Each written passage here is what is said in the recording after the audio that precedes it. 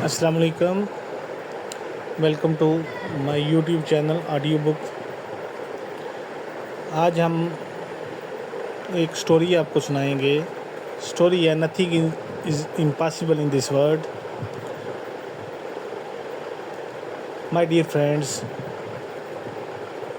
हम आपको बताते हैं कि हैरी एंड्रयूस जो एथलीट्स का कोच था, उसने 19वीं सदी के शुरू में एक स्टेटमेंट दिया कि कोई भी बंदा 100 मीटर की रेस 4 मिनट से पहले कभी भी मुकम्मल नहीं कर सकता।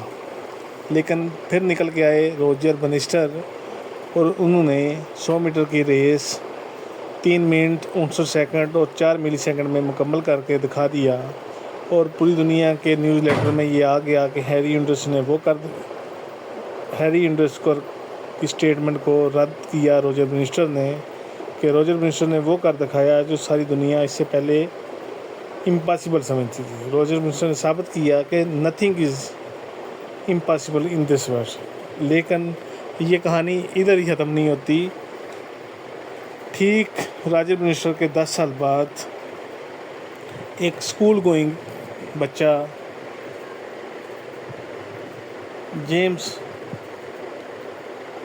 जो भी स्कूल जाता था, उसने रोजर बनिस्टर का रिकॉर्ड को भी तोड़ दिया। उसने ये 100 मीटर की रेस 3 मिनट और 59 सेकंड में पूरी कर दी।